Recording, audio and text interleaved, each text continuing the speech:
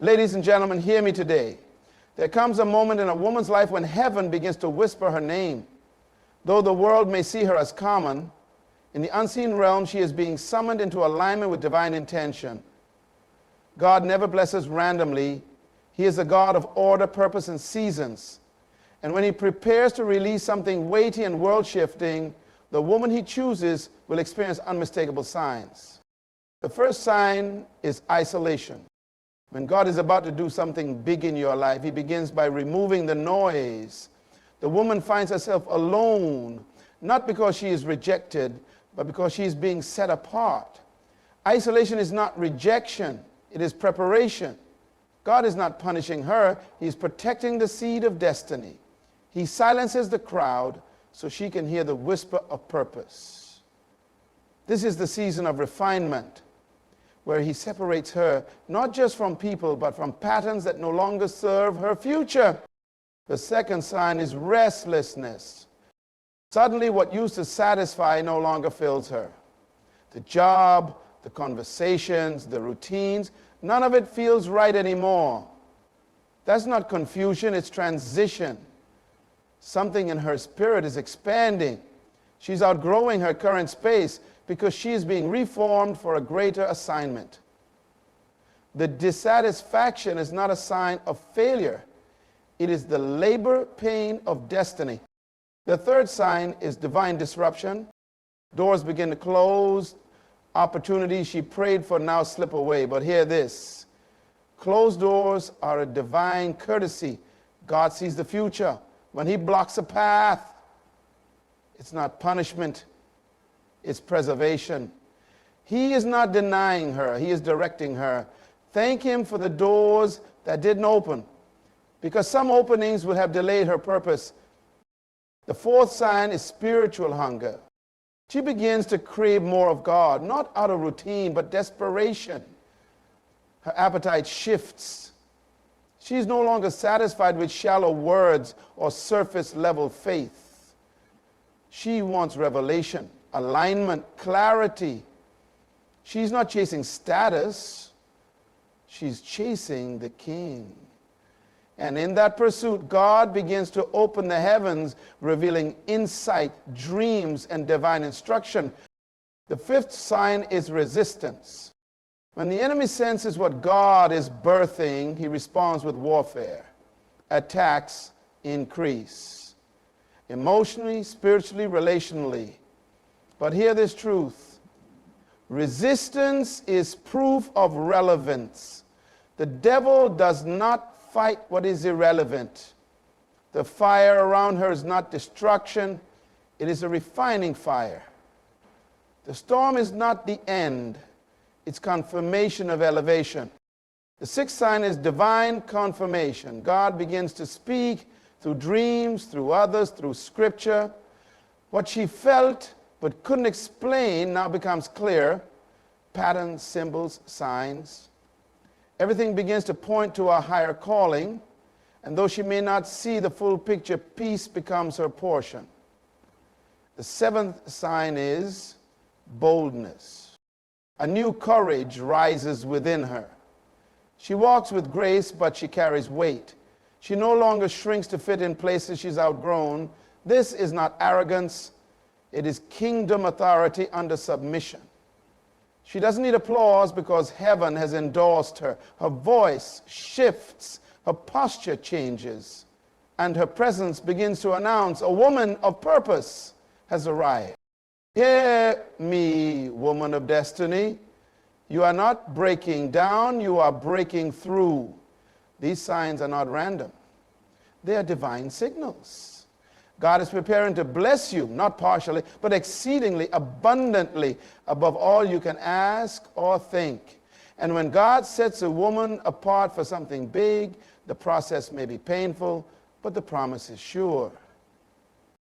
Don't resist the signs.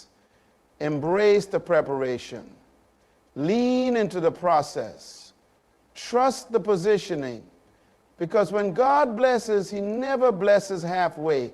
And then something shifts deep within her. Suddenly she loses interest in conversations that once lit her up. The laughter feels hollow. The friendships that used to be her anchor no longer feel safe. The places she once found comfort in now seem unfamiliar and empty. But this is not loneliness, it is separation for transformation. You see, before God elevates, he isolates. That is his consistent divine pattern.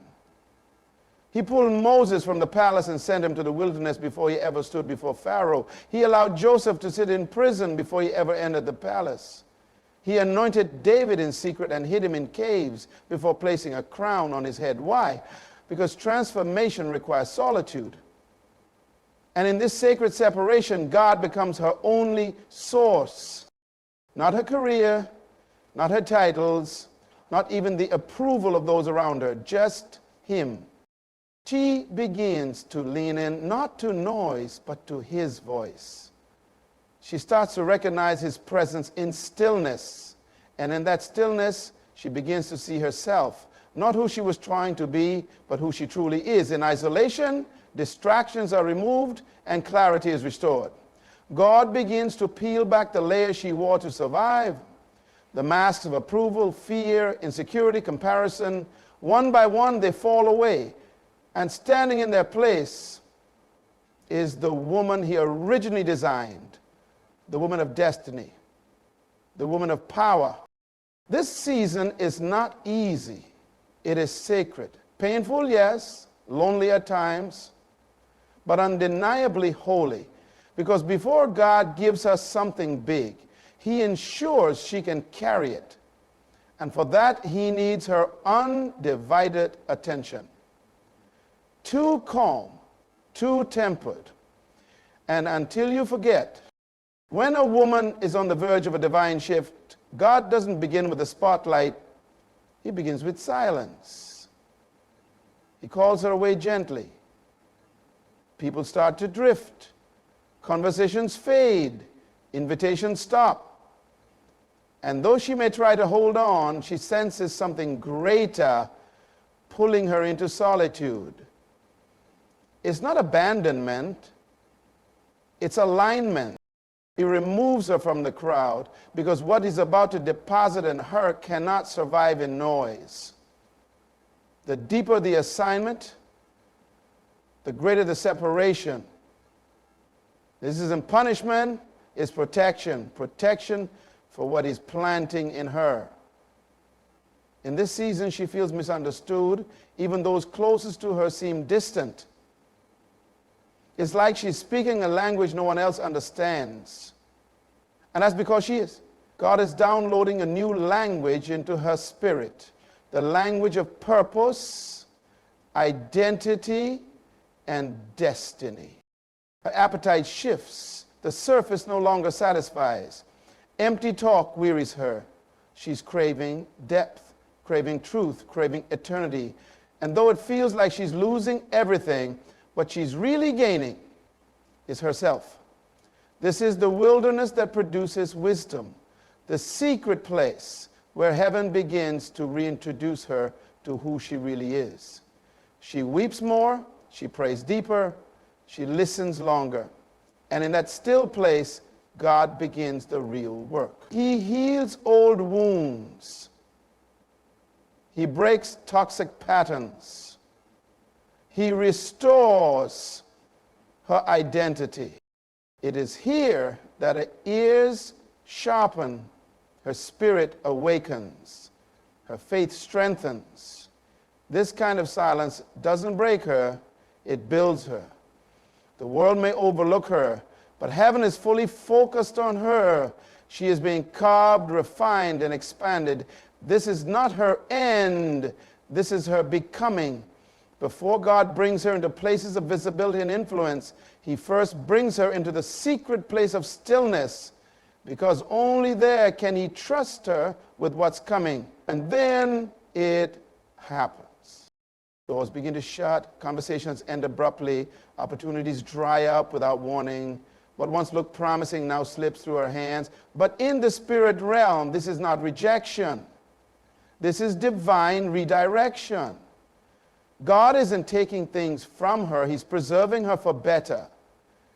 He's not closing doors to limit her, He's closing them to lift her, because what he's about to release cannot be mixed with what she was willing to settle for. And that woman of purpose is the preparation before the blessing. This season can feel unsettling. And what makes it even more confusing is that the doors closing are often the very ones she prayed for. Opportunities that once seemed heaven sent suddenly vanish. Relationships she believed were part of her future come to an abrupt end. But hear me, God sees the whole picture. He knows what lies behind every open door. He understands what she cannot yet see, that what looks like a blessing may actually become a burden if received too soon. So when doors shut, it's not punishment, it's precision. It forces her to pause, to reevaluate, to lean into the voice of God more than the noise of her desires. This isn't a sign that she's off course. It's proof that God is ordering her steps with intentionality and love. God never closes a door without purpose. Sometimes he shuts it to develop her character. Sometimes he delays it for perfect timing. And sometimes he closes it to completely reroute her destiny. But in every case, the closed door is a holy invitation to trust deeper, to believe bigger, and to surrender fully. In this place, she learns a kingdom truth. Her destiny is not in the hands of people. It is in the hands of her Creator. The job that ended, the friendship that faded, the offer that disappeared, they were never the source. They were just tools. And when they've served their purpose, God removes them, because he's making room for a door no man can shut. He's removing anything that could limit her vision or distract her from what's coming. But the shift is not just external. Something awakens deep within her spirit. A hunger begins to rise. Sudden, unexplainable, undeniable. She's not looking for it, but it overtakes her. The things that used to entertain her no longer feed her. The conversations that once intrigued her now feel empty. She feels a pull, strong, divine, drawing her into the secret place. She's not seeking platform. She's seeking presence. She's not chasing applause. She's chasing alignment. And this hunger is not ordinary. It's not emotional. It is a divine invitation. It is the Spirit of God calling her deeper, closer, beyond the veil. She begins to crave worship, stillness, scripture, not out of obligation, but out of desperation. Something in her soul knows this is holy ground. As she responds, heaven responds. Revelation increases, insight sharpens. She begins to discern the difference between religion and relationship. Routine is replaced by encounter. Her prayers shift. No longer just requests, they become surrender. Her tears become language. Her worship becomes warfare. She's no longer asking, Lord, bless me. She's now praying, Lord, align me. This kind of hunger cannot be manufactured. It must be birthed by God himself. And when it comes, it rearranges everything. It disrupts her plans and resets her priorities. Because before God gives her something heavy with glory, he ensures she's rooted enough to carry it. He anchors her not in outcomes, but in intimacy with him. Because what's coming isn't just big, it's divine. And only a woman whose heart beats in rhythm with heaven can carry it. But as her hunger grows, so does the resistance. When a woman starts walking in alignment with heaven's assignment, hell takes notice. Suddenly, spiritual warfare intensifies. Strange opposition arises. Confusion creeps in. The enemy doesn't fight what doesn't threaten him, but when a woman discovers who she is, when her voice finds clarity, when her spirit refuses to bow, the kingdom of darkness trembles. And the attacks come, sometimes from unexpected places. People turn, emotions surge, thoughts once conquered come roaring back. Sleep is disturbed. Peace feels fragile. Progress feels slowed. But hear this. This is not defeat. This is spiritual confirmation. The storm is proof of movement. The shaking is not a setback, it's a setup for breakthrough. Because when God is about to bless a woman with something big, the warfare isn't the end, it's the evidence that she is on the edge of something holy. But hear me, none of this is random. It is strategic, it is spiritual intelligence. The enemy is not all-knowing, but he can sense movement in the spirit realm. He detects that something powerful is about to be birthed through her life.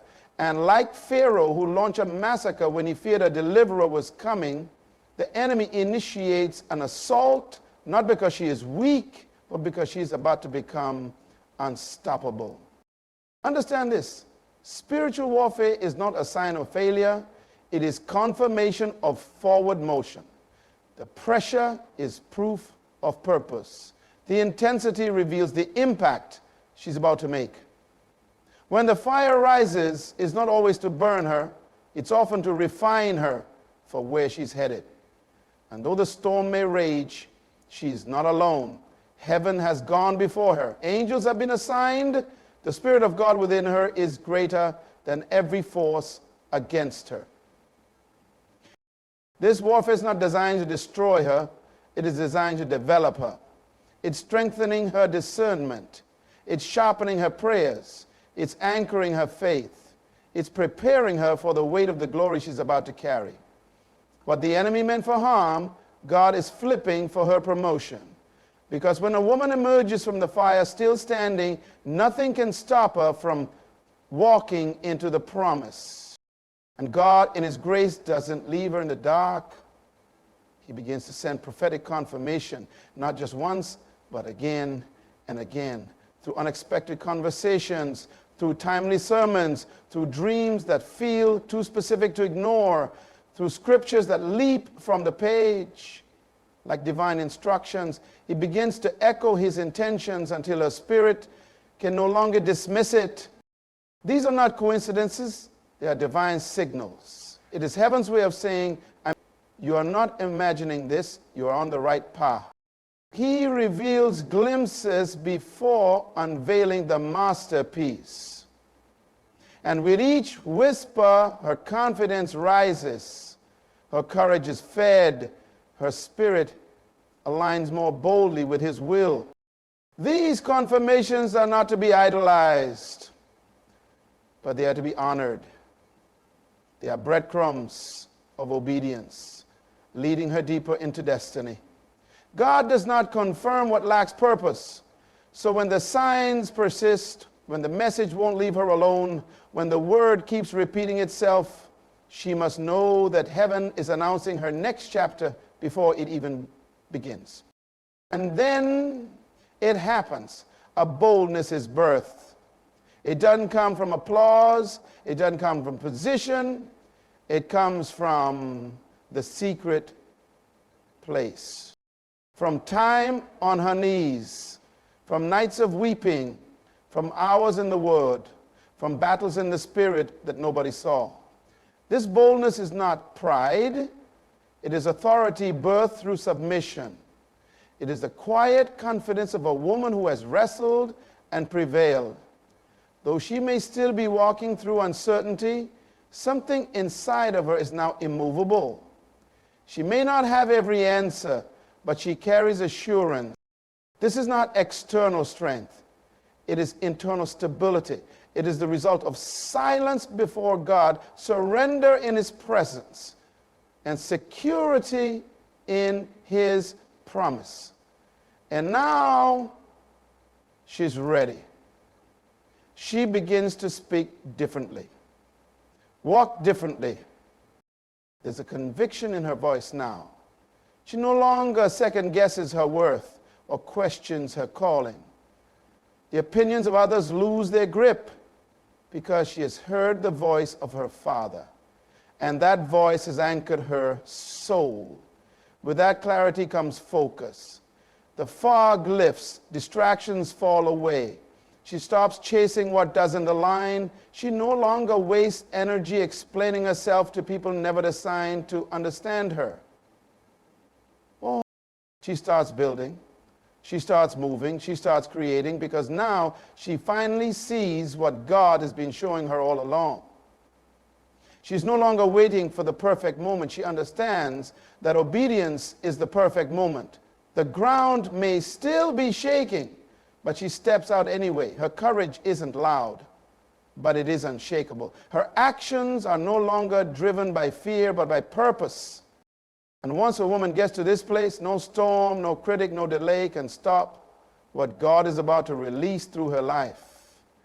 So if you see the signs, the divine isolation, the unexpected closed doors, the unexplainable hunger for God, the increase in warfare, the prophetic confirmations, the unusual boldness, the unshakable clarity, know this: heaven is announcing your next season.